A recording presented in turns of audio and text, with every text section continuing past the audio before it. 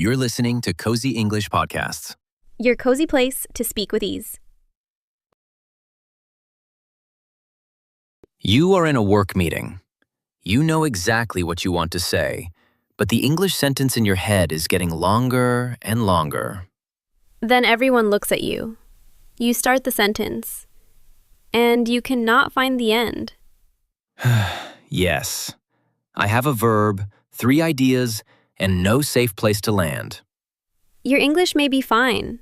Your first sentence may simply be trying to do too much. Welcome to a new episode of Cosy English Podcasts. My guest today is Emily, and our topic is how to say the simple sentence first. And our host is Mike. Today, we will take big thoughts and put them into short, clear English steps. This can make speaking feel calmer. You do not need to build the whole house in one sentence. Good, because I brought no tools. I only brought a few small words. Many adults have rich ideas in their first language. They can talk about work, family, money, or life in great detail. Then they try to carry the complete idea into one English sentence. That is where the trouble often starts. Children do something different. A child may say, I was tired. I went home. I ate soup. And an adult thinks, that sounds too basic. I need one beautiful sentence with every detail. So the adult starts. Because I had been working, and the train, which was late, and then my phone. Wait, where are we going? Are we still at work, or are we on the train? Exactly. The speaker has a good idea, but the listener must carry too many pieces. Short English is not childish English. It can be clear, friendly, and strong. That gives me some relief. I often think a longer sentence will make me sound smarter. A clear sentence helps more. You can add the smart part after the listener knows your main idea. There is a useful expression for this problem. A translation trap. A trap is something that catches you. So what does a translation trap catch? It catches your thought. You build the sentence in your first language, then try to move every word into English. For example, you keep the old word order, but it does not fit well in English. Ah, I know that feeling. The idea is ready, but the English words seem to stand in the wrong places. Yes, you may stop and repair the start while you are still trying to finish the end. The answer is not to throw away the idea. Keep it, but carry it in smaller pieces. Let us try one. I wanted to call you after work, but because the meeting finished late and my phone had no power, I could not tell you that I would miss dinner. I understand it, but I had to work. Give me the first important fact. The meeting finished late. Good. Now the next piece. My phone had no power. I could not call you. I missed dinner. That feels much easier. We lost no meaning, and I never got caught in the middle. You used another useful expression, the main point. The main point is the most important idea. If I tell you about a bad trip, the main point may be, my flight was late. The food, the noisy child, and my uncomfortable seat can wait. Please let the noisy child wait. First, tell me where you were going. At work, your main point may be, we need more time. Then you can explain, the job is bigger than we thought. 2 people are sick. We can finish on Friday. But does we need more time sound too direct? Sometimes, but you can make it softer with a few easy words. You can say, I think we need more time. Oh, that still stays short. Yes, being polite does not mean building a long grammar puzzle. So in a meeting, I can say, I think we need more time. The new part is not ready. Can we finish on Friday? Clear, polite, and easy for another person to answer. A second useful expression is break it down. It means make one big thing into smaller parts. Can we use it outside language learning? Yes. If cleaning the whole home feels hard, break it down. Clean the kitchen first, then clean one room. I like that. A big job can feel heavy, but one small step feels possible. We can break down a thought in the same way. First, say what happened. Next, say why. Then, say what you need. For example, the order is late. The shop sent it yesterday. We need to wait one more day. That is much cleaner than my version. I was going to start with a long story about the shop. The story may matter. It just does not need to arrive first. Let me think. What if I am worried that short sentences will sound cold? Add warmth with your voice or one kind sentence. I am sorry. The order is late. We need to wait one more day. The small first sentence gives the kind words more space. Right. Your voice carries feeling even when your grammar stays simple. Family talks can be harder because feelings enter the sentence. Yes, you may have 10 thoughts at once, especially after a long day. Imagine this. You come home, the kitchen is untidy, dinner is not ready, and nobody answered your message. I can already hear one enormous sentence coming. Because I worked all day and asked if someone could start dinner, and now I see that nobody. Stop there. What do you want the family to know first? I am very tired. Good. Then say what you see. Dinner is not ready. I feel upset. Can someone help me now? That is honest, but it does not attack everyone in the room. I am surprised. Short sentences can make a hard talk kinder. They give you time to hear your own words. You may choose a calmer next sentence. And the other person can answer before my speech becomes a storm. A small rain cloud is enough for one kitchen. Travel gives us another common problem. Many things can go wrong in a very short time. A late bus, a closed door, a bag in the wrong place.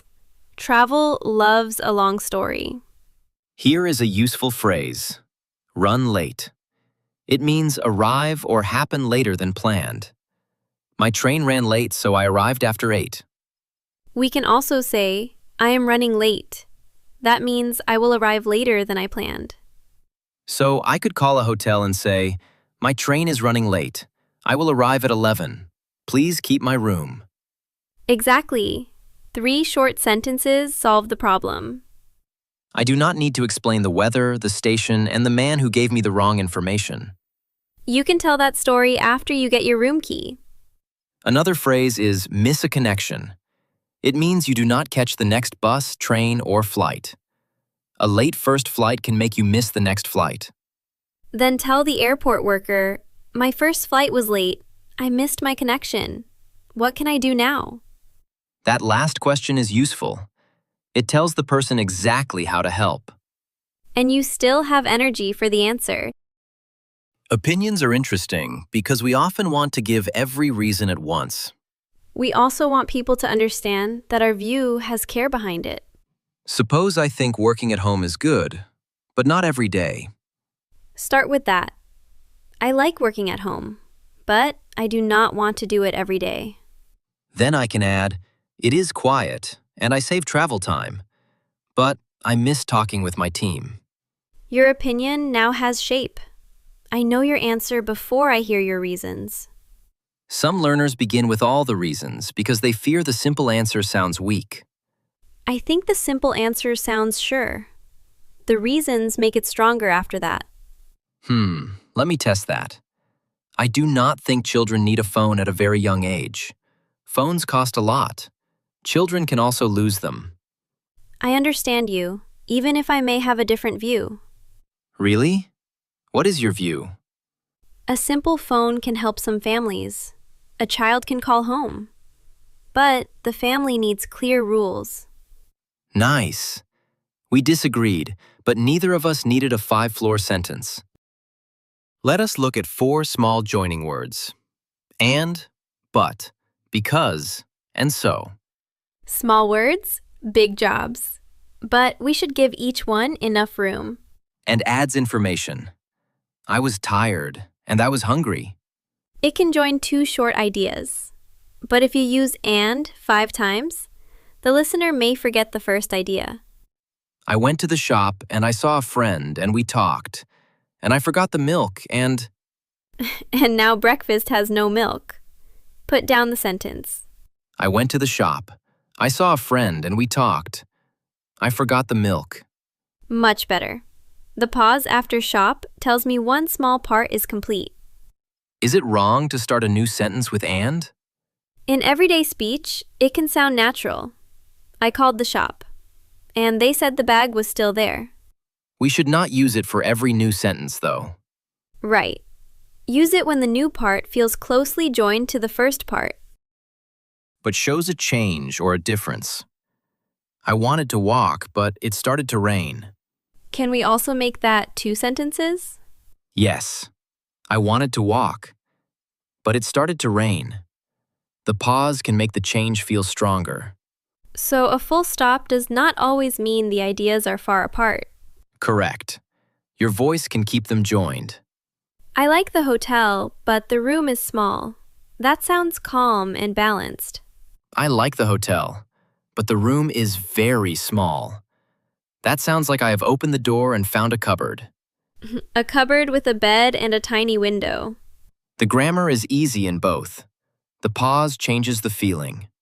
It also gives the listener a moment to prepare for the other side of your idea. So when I have a longer thought, I can stop before but. Yes, say the good part, pause. Then say the problem. Because gives a reason. I stayed home because I was sick.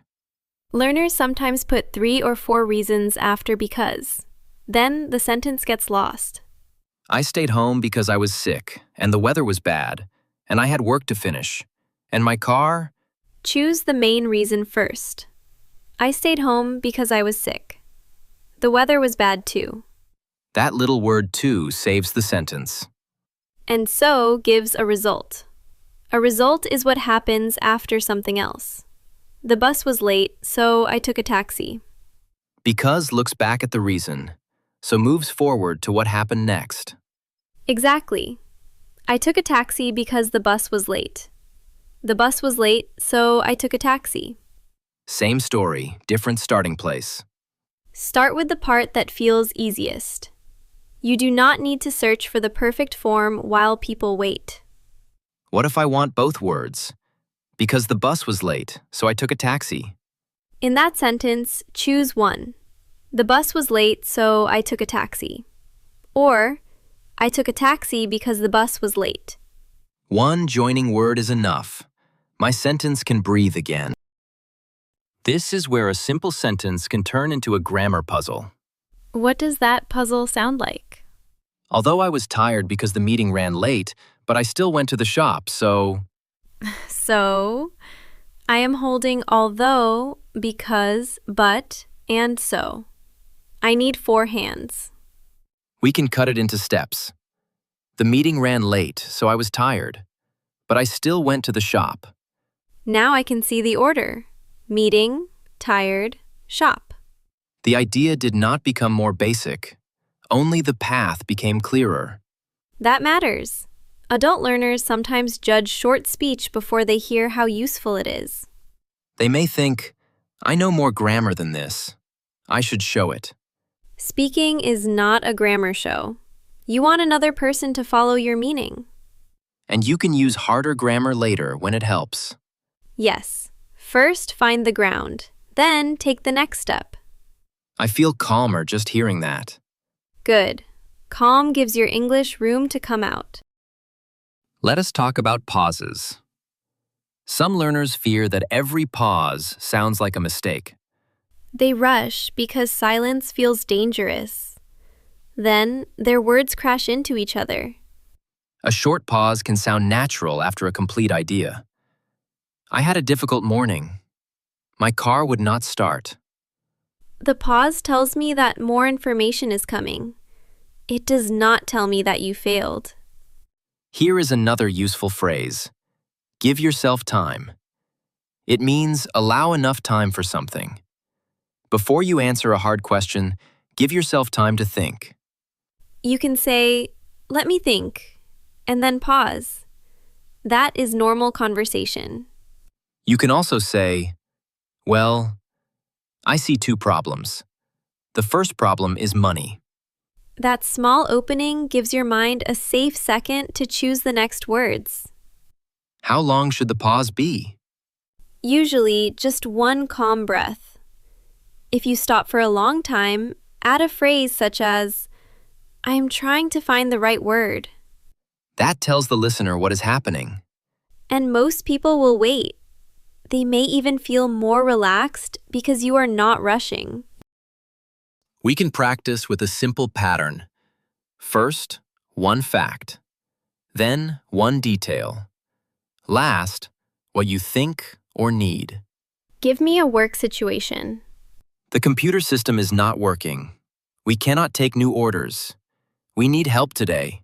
Clear. Now a family situation. Dad has a doctor visit tomorrow. I have to work. Can you take him? That sounds caring and easy to answer. Now travel. My bag did not arrive. It is black and quite large. Where should I wait? Good. And an opinion? I think the town needs more buses. The morning buses are full. Many people get to work late. I agree with the idea, but I want one small change. Say, many people arrive at work late. It sounds clearer here. Good catch. Short sentences also make small problems easier to notice and fix. Yes. If one sentence needs repair, the whole story does not fall down. Listeners can try this now. Think of one hard idea and find the first fact. Say only that fact. Pause. Then add one useful detail. There is one more expression that can help in opinion talks. Change your mind. Does that mean change the words in your head? It means you first think or choose one thing, then you think or choose something different. I planned to drive, but the snow made me change my mind.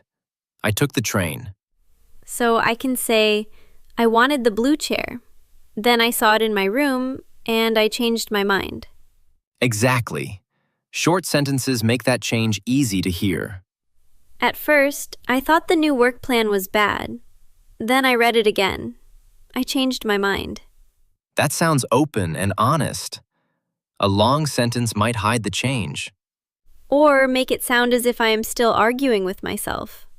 I know that feeling. I start on one side, change my view in the middle, and reach the end with two answers. Your listener is waiting at the first answer with an empty chair. Better. I did not like the plan at first. Now I think it can work. The new information changed my mind. Simple, but not empty. We can hear your thinking. It is time for the host challenge. I must explain a difficult day using only short sentences. I will listen for any sentence that tries to carry too much. Can I have one and, one but, one because, and one so?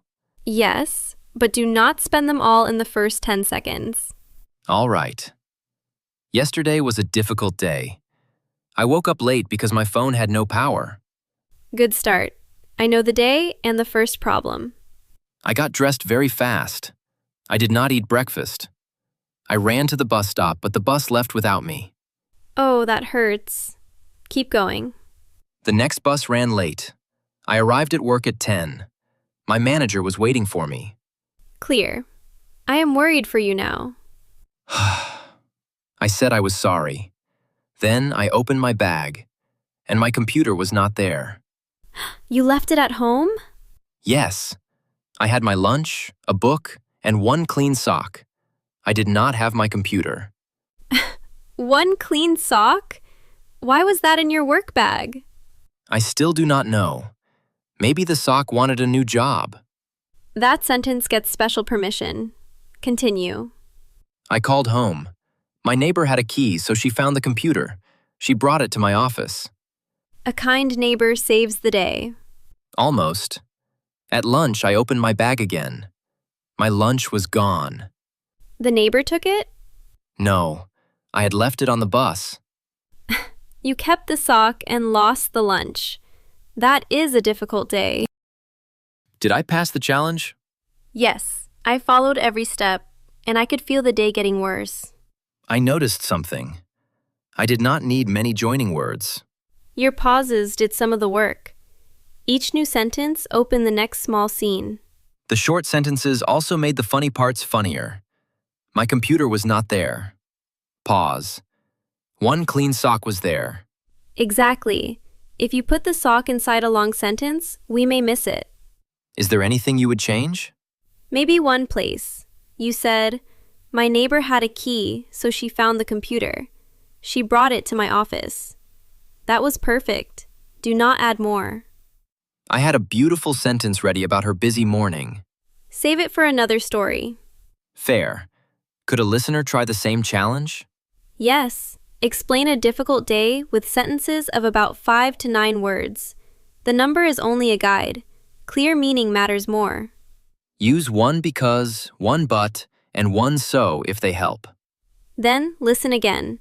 If one sentence feels heavy, break it down. Let us do a quick real-life repair. I will give you a sentence that is trying too hard. I have my small sentence tools. Since my sister is visiting next week and she has never been here before, I was thinking that maybe, if you are free, we could all have dinner somewhere that is not too expensive. The idea is friendly, but I need a rest. Start with your sister. My sister is visiting next week. She has never been here before. Good. Now the invitation. Would you like to have dinner with us? And the money detail? We can choose a place that is not too expensive. Lovely. The invitation now feels easy, not less kind. Another one. Although I understand why the price went up because food costs more, I still feel that. I understand why the price went up. Food costs more now. But I still think the new price is too high.